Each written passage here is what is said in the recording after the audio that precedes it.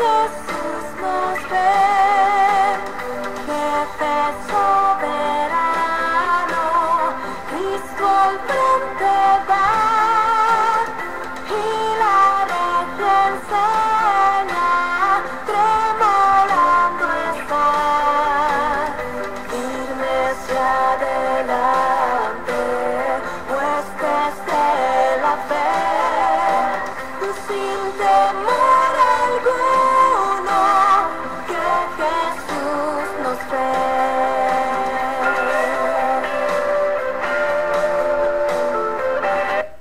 Buenas tardes, queridos hermanos, nuevamente aquí compartiendo con ustedes esta experiencia de los medios de comunicación. Hoy vamos a hablar acerca de la historia de la Iglesia Anglicana. Queremos aclarar una serie de falencias y de sofismas históricos que se han querido plantear frente a la realidad histórica de la Iglesia Anglicana. En primer lugar, hay que tener claro desde ahora que Enrique VIII no es, escúchenlo bien, no es el fundador de la Iglesia Anglicana.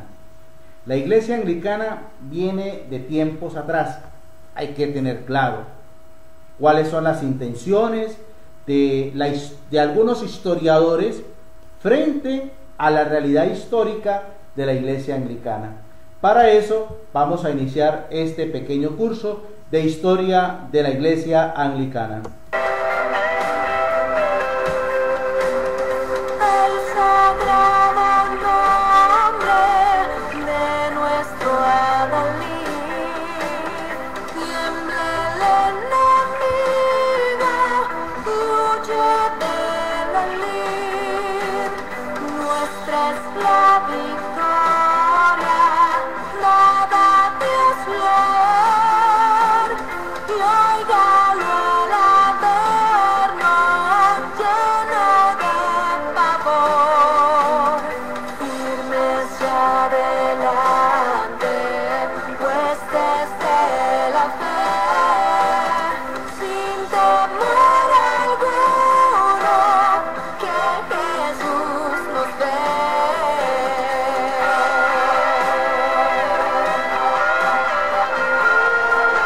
Estamos escuchando uno de los himnos maravillosos que tenemos en la Iglesia Anglicana, firmes y adelante.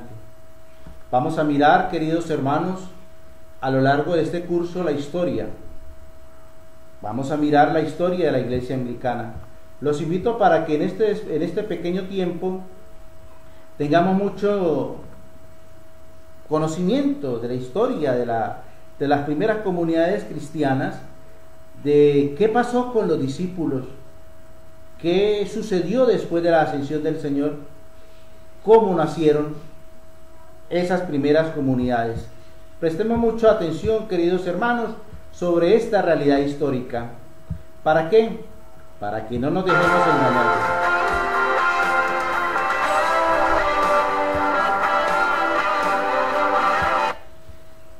Hermanos, uno de los datos más seguros de la vida de Jesús es que constituyó un grupo de 12 discípulos a los que denominó los 12 apóstoles. Este grupo estaba formado por hombres que Jesús llamó personalmente, que le acompañan en su misión de instaurar el reino de Dios, que son testigos de sus palabras, de sus obras, de su resurrección y de su ascensión. El grupo de los 12 aparece en los escritos del Nuevo Testamento como un grupo estable, dinámico, maduro, lleno de mucha fe.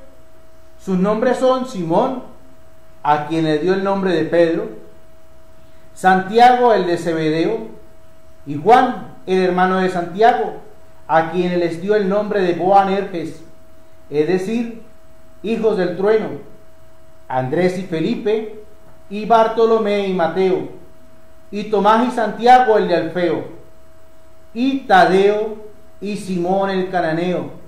Escuchen bien, queridos hermanos, Simón el cananeo, tengan en cuenta ese nombre.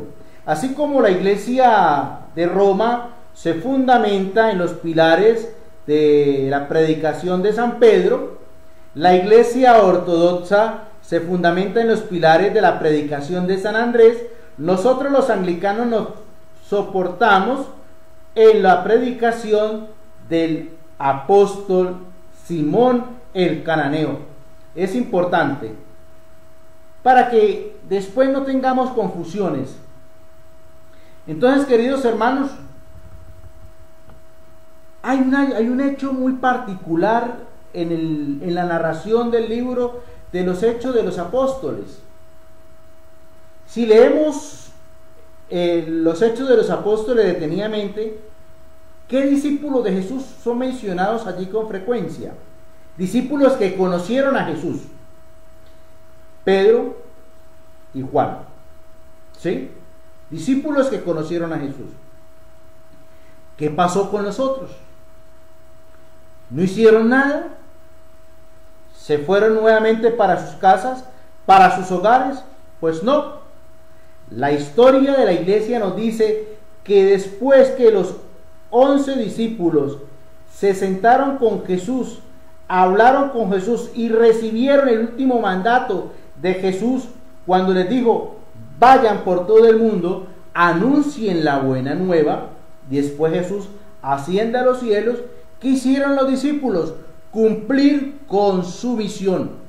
Unos fueron hacia el Asia Menor, otros al norte del África y otros hacia Europa, tanto la Europa mediterránea como la Europa nórdica, como es el caso de Simón el Cananeo. Simón el Cananeo. Y también hay que tener en cuenta, queridos hermanos, otro nombre de otro discípulo de Jesús, que era discípulo a la distancia, como se lo mencionan algunos evangelistas, como es el caso de José de Arimatea. Entonces, queridos hermanos, cuando empezamos nosotros a hablar de la persona de José de Arimatea, aparece en el momento de la pasión del Señor. Un hombre rico que hacía parte del Sanedrín, que no participó de la condena de Jesús, se opuso a la condena de Jesús, pero como eran más los del espíritu del mal, condenaron a Jesús. ¿Qué hizo José de Arimatea? Como tenía un sepulcro a las afueras de Jerusalén, lo presta para que sea depositado allí el cuerpo de Jesús. Pero también aparece algunos escritos en algunos evangelios apócrifos que es importante tenerlos en cuenta, no para creer desde la fe, pero sí para tenerlos en cuenta desde el hecho histórico, que es fundamental. Dice de él Lucas que esperaba el reino de Dios. José de Arimatea esperaba el reino de Dios y no había consentido en la condena de Jesús por parte del Sanedrín. Podemos consultar el Evangelio de Lucas, capítulo 23, versículo 51. En los momentos crueles de la crucifixión no teme de dar la cara y pide a Pilato el cuerpo de Jesús. Tenemos ahí el primer libro apócrifo, ¿sí? Que es claro, nuevamente le digo, no para creer, sino para tener como soporte histórico el Evangelio de Pedro, que es un apócrifo del siglo II. José lo solicitó antes de la crucifixión, dice San Pedro en su libro apócrifo. Nuevamente les digo, queridos hermanos, para que tengamos en cuenta, los libros apócrifos no son para creer, sino para tener como bases históricas dentro de nuestros estudios, ¿sí? Pilato concedió el permiso, por el perfecto descuelga al crucificado y lo envuelve en unas sábanas limpias y con la ayuda de Nicodemo deposita a Jesús en el sepulcro de su propiedad que todavía nadie había usado. Tras cerrarlo con una gran roca se marchan. Lo narran todos los evangelios acerca de la resurrección del Señor. Hasta aquí los datos históricos. A partir del siglo IV surgieron tradiciones legendarias de carácter de leyenda. Las leyendas tienen algo de verdad y algo de fantasía. Son leyendas. Recordemos que las tradiciones bíblicas se constituyen en tradiciones orales que después se transcriben en los manuscritos y se convierten en textos. Aquí también pasó lo mismo, no se convirtieron en textos sino tradiciones orales, se escuchaba, se rumoraba, para tener nosotros claro, ¿sí? A partir del siglo IV surgen estas tradiciones acerca de que se ensalzaba la figura de José de Arimatea. En uno de los apócrifos del siglo V, las actas de Pilato, también llamado el Evangelio de Nicodemo, se narra que los judíos reprueban el comportamiento de José de Arimatea y de Nicodemo a favor de Jesús, y que por este motivo José de Arimatea es enviado a prisión. Lógico, ¿sí? ¿Cómo se le ocurre a una persona, miembro del Sanedrín, pues prestar el sepulcro, que es una propiedad, ¿sí?, íntima de la persona, para que sepulten allí a un condenado? Lógicamente que el Sanedrín tuvo que haberle reprochado, ¿sí? Y como tenía que castigar todo lo que oliera a discípulos y seguidores de Jesús, pues también José de Arimatea fue castigado y fue enviado a la cárcel. Entonces, liberado milagrosamente, aparece en Arimatea, ¿sí? Igual como el episodio de cuando Pedro es encarcelado, llegan los ángeles enviados por el Señor, ¿sí? Lo liberan, bien, así.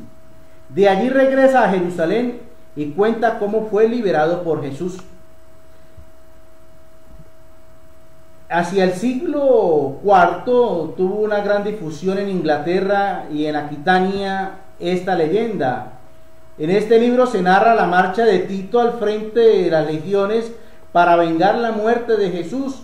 Al conquistar Jerusalén, encuentra en una torre a José de Arimatea, donde había sido encerrado para que muriera de hambre.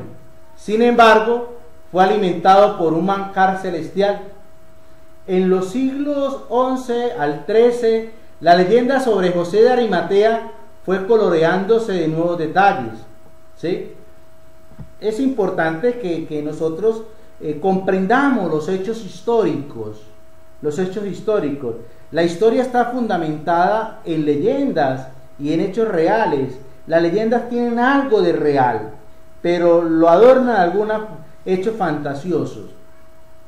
Según una de estas leyendas, José de Arimatea lavó el cuerpo de Jesús y lo recogió el agua y la sangre en un recipiente. Después José de Arimatea y Nicodemo dividieron su contenido, ¿sí? Otras leyendas dicen que José de Arimatea, llevando este relicario, evangelizó Francia, estuvo en España, en Francia estuvo en Marsella con María, con Marta y con Lázaro, la familia de Lázaro, ¿sí? Los amigos de Jesús. En España estuvo acompañando al apóstol y al discípulo Santiago, que muy probablemente lo había consagrado como obispo. Pasa a Portugal y finaliza en Inglaterra.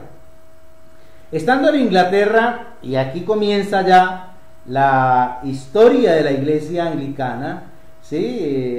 Como a concretarse, como a germinar, porque esto sí es real. Estando en Inglaterra, funda la primera comunidad cristiana, empieza a hablar del resucitado, ¿sí? Y funda la primera comunidad cristiana y erige la primera iglesia en suelo británico.